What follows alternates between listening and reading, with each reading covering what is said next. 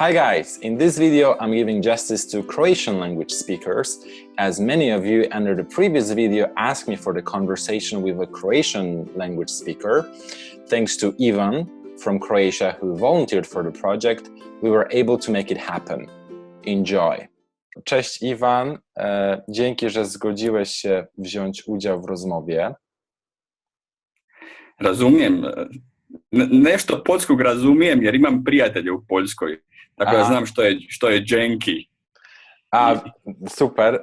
A Dzięki. gdzie się nauczyłeś? Pa zanimaju me inače jezici.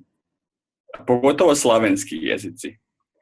I poljski je bitan slavenski jezik, tako da sam putem interneta nešto naučio, a imam jednog prijatelja iz Poljske koji isto govori poljski, jel? Aha, nie zrozumiałem za dużo, ale może później do tego wrócimy. Chciałbym zacząć od czegoś łatwego, od czegoś prostego. Na przykład, tak, rozumiesz? Ovo nisam skoro ništa razumio. Možeš ponoviti? Aha, chciałbym zacząć od czegoś prostego. Zaczynamy od czegoś, co jest łatwe. Nie trudne, łatwe.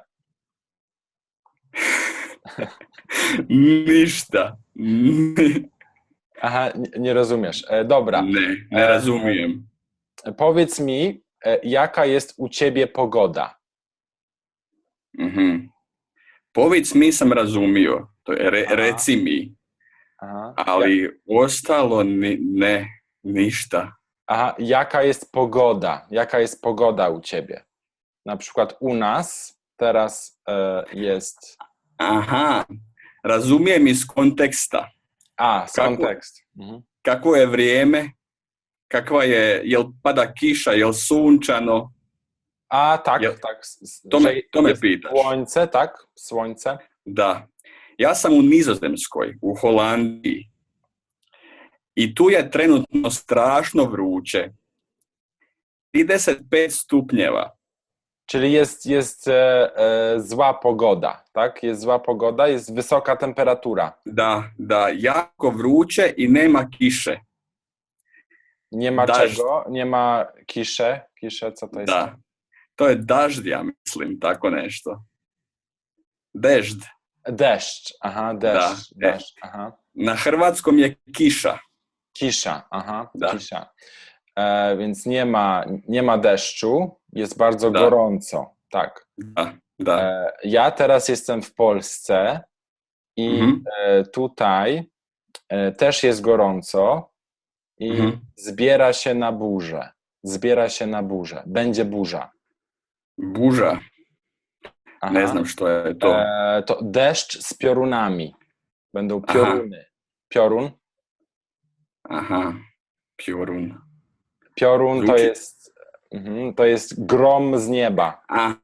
Grom. Pa Perun, to je božanstvo na slavensko. Bog Perun, koji grmi. Tak, w w słowiańskiej mitologii, tak? Jest. Tako je. Tak. Grom je isto na hrvatskom grom. Ili munja. Grom je zvuk, a munja je svjetlo. Po polsku to światło to jest błyskawica. Aha, bljeskavica, dobro. Razumijem. Da, razumijem. Aha, okej. Dobrze, więc u nas jest no też pogoda jest dość męcząca. Pogoda jest męcząca, jest gorąco. Aha. I będzie burza. Dobro. Tak? Uf. Dobra. Tak.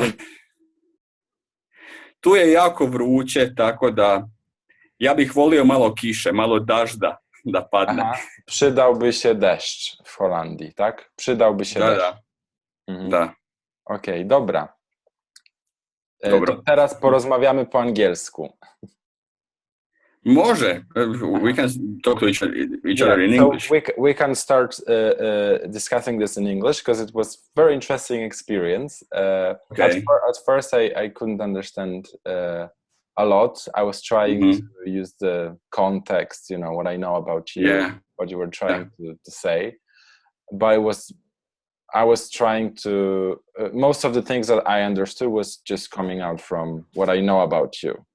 Did you Mhm. say something that you've heard from Polish people? I have some Polish friends, and I sometimes try to talk to them in Croatian Polish, this mixture. And I know some like old Slavic words, and for instance, this word perun was very interesting, perune, because I recognized it sounded like the old Slavic god Perun, which is the god of thunder. Yeah, so it's really good that it came out like this. Yeah. I wanted to start talking about something easier because we were struggling at the beginning. So weather seems to be a safe topic because, and we found some interesting words. And the word for the rain, you use two words, right? Yeah, but that is very archaic in Croatian. I mean, we don't use it anymore. Maybe you can hear it in some poetry or something, but I also know it as an old Slavic word, and in Polish it's deszcz, so it's almost the same. Oh yeah. Definitely. What about the word for Serbian? Do you know the word used in Serbian language to for what? For rain? It's also kisha. Kisha. Yeah. That's interesting. So, well, it's we're having very heated debate in the under the last video. People were talking about Croatian and Serbian, and that there is a lot of differences. Maybe you could tell us about your experience. I actually wanted to see the similarities between Croatian and Polish, because your previous videos didn't discuss this topic, and maybe it's for linguists to decide, is this the same language or only dialects? Because not all linguists agree on this, and even if they agreed, which they won't, maybe it doesn't represent the truth, because we should trust them. But as you know, through history, scientific truths changed. Right? Yes. I mean, people meant that something was that the Earth was flat, and now we know that it isn't, except for the flat movement, which thinks that the Earth is flat. yeah, exactly. Yeah. So, how do you feel about mutual intelligibility between Polish and Croatian? I think it really depends on the knowledge of languages of the speaker. I mean, as you saw in my example, I know the god Perun, and also the word pogoda, which is the weather in Polish, sounded something like circumstances, like because in Croatian we say for the weather vrijeme, which is the same word for time. So time and weather are both vrijeme, but from the context, I felt that it meant weather. Yeah, so I kind of figure out the word vremje means weather, but I know that in Russian it means time, right? So because I know bits of Russian by now, I was able to use that knowledge as well to understand. Sorry, mucha lata. I had a mucha. Mucha is also in Croatian. Mucha. I had a fly just recently, and I had to eliminate her. Yeah, the fly just keeps going under the camera and obstructing the view. But you see, for instance, most of these old words like animals or family members or numbers or days of the week should be similar in many languages, not only in Slavic languages. But for instance, mucha, it's a fly. I know that days of the week are very similar between Polish and Croatian. Maybe we can say them and for the viewers to hear them. So maybe I'll start with Polish and you just say the Croatian equivalent. That's great. Okay. Poniedziałek. Ponedjeljak. Wtorek. Utorak. środa, srijeda, czwartek, četvrtak, piątek, petak, sobota, subota, niedziela. nedjelja. Very similar. Very similar. And in Polish, we have the word weekend for the weekend. Weekend. We also use it, yeah. Okay, because It's an English word. It's a long word from English, but I know that some languages they have their own kind of versions of. Yeah. One more thing that I love about Slavic languages is that some of them have their own names for months.